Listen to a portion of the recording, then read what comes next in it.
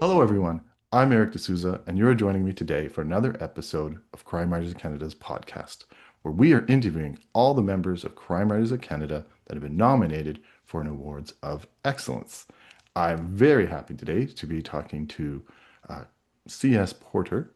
I had the honor of interviewing him 4 years ago when he was nominated for the exact same subject, and it's a pleasure to talk to you again, Christopher. How are you? Hey, thanks. Good to see you, Eric. So, as I said, you are nominated for the Best Novel Set in Canada, sponsored by Shaftesbury, for your story, Salt on Her Tongue, published by Vagrant Press. A little bit about you. C.S. Porter is a writer, photographer, filmmaker who lives near the sea and has passed on that love, fear, and awe to Detective Kes Morris. Their debut novel, Beneath Her Skin, won the Crime Writers of Canada Award for Howard Engel, traditional set in Canada in 2022. So it's been 4 years since we chatted, and since you've put out your second book. I'm not going to comment on how long it took because I take a long time to write my books too. Well, 3 years. It's been out for almost a year now, Oh, okay, three right? years. You're Yeah, faster than me now. All yeah. right. Don't Um, don't don't put me under that bus. Kidding, kidding.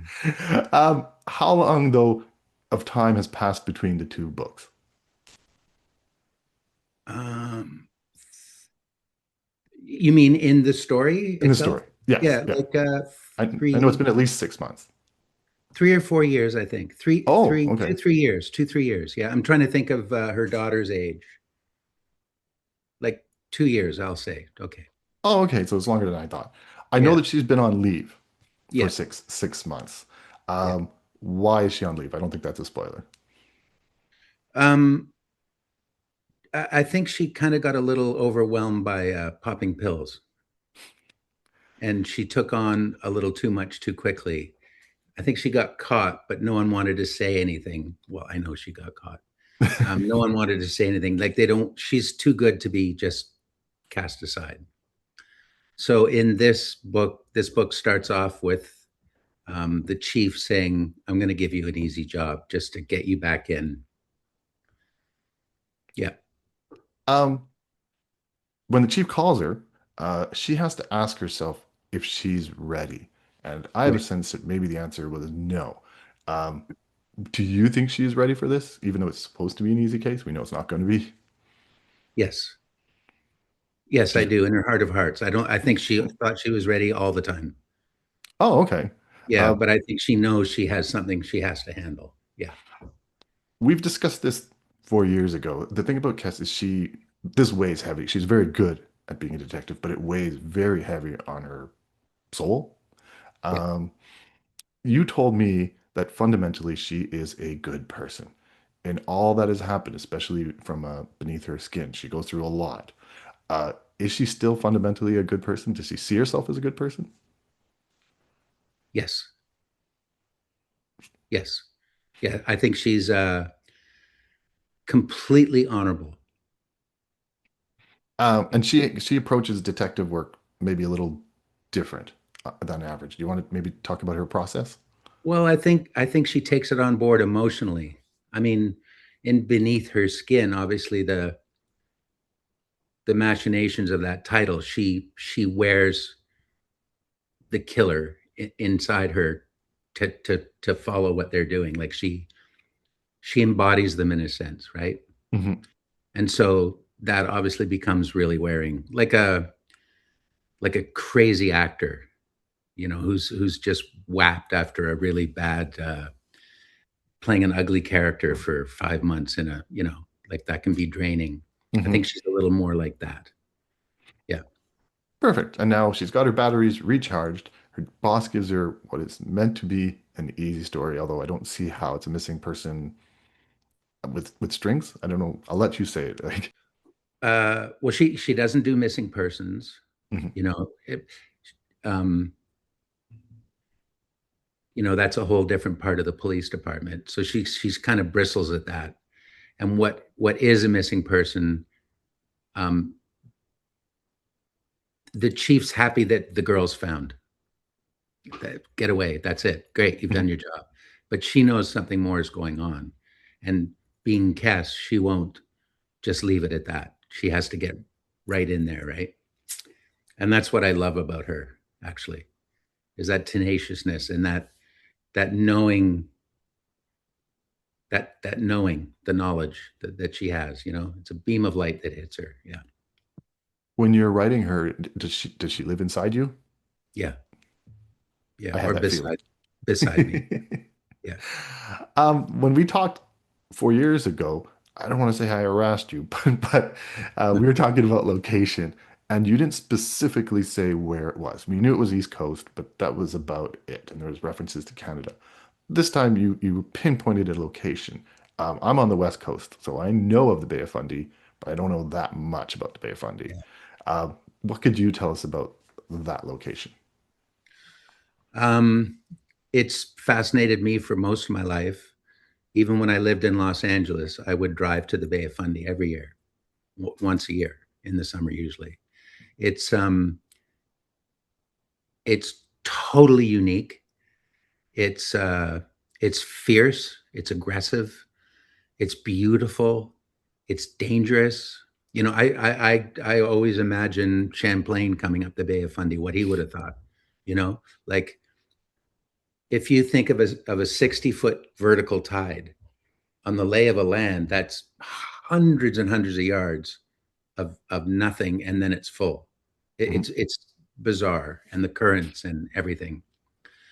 And in a way, it sort of mirrors Kess, that kind of churning underneath, or at least that's my thinking of it. And I don't really recommend writing about it because it posed a lot of problems. So I would have, because I'm here in Lunenburg where the first book is actually set pretty much, and our tide's like 6 to 7 feet. So a boat can go out from a dock any time of day or night. But in the Bay of Fundy, it can only go out within depends on where the dock is, but or the yeah, it can only go out within a 1, possibly 2 hour period. That's it. Otherwise, the dock's high and dry. Wow, and you put in, I had to look it up. It was called, oh, I forgot, the Spectacular Harbor. I think fictional. Is that Spectacle Harbor. Spectacle Harbor? Is it fictional? Yeah. Because I couldn't find it. Um, yeah, it's a fictional name, but I know exactly the harbor. Yeah, yeah. So it's a small town, fishing town. It's We'll call almost it a a village. village, okay? Yeah, yeah. And but she's an outsider here, and there's a strong Mhm, sense that she's I don't know, not mhm. welcome. Um, is that's not the typical image I have of East Coast villages. Is it different? Is it just the Bay of Fundy makes people living there different? Oh, completely, yes. And Nova Scotia is split up into so many zones. Someone from Lunenburg, someone in Yarmouth will know they're not from Yarmouth, or someone from the French shore, or someone from everyone from Cape Breton knows who's from Cape Breton or who isn't. I mean, it's really, really weird how this tiny little province is so split up. And the Bay of Fundy is its own place. Yeah. Interesting. I wanted to touch on the covers, and you're two for two. Beautiful, beautiful covers. Right. And a lot of times when you have a publisher, Yeah. they're the ones who dictate your covers. But I know you have a background in the visual arts and photography. Did you get a say? Did they at least come to you and ask your opinion? Yeah, they're great. They were really great, in that literally sent. They did more of the first one, I would say, but then we went through colors and size and font and the whole bit. And then the second one just sent them the horse swimming image, and they went great and went with it. Yeah, Yeah, yeah, it's beautiful. If you're watching the videos, I'll post the two covers up also. Um, do you have a third book in you? Like you said, it's been out for a year. Are you working on a yeah. next adventure of Cass? The rough draft's done, and like you, what you just told me about your own work, I think the third will be the last. of Kes. Oh. She doesn't know that yet. She's Tell her. currently living with you and you didn't tell her. It's a weird thing, isn't it? They do pop alive, these characters. Yeah. Yeah. That is perfect. Well, then I'm looking forward to seeing the arc. I've told everybody I don't know the winners of the categories.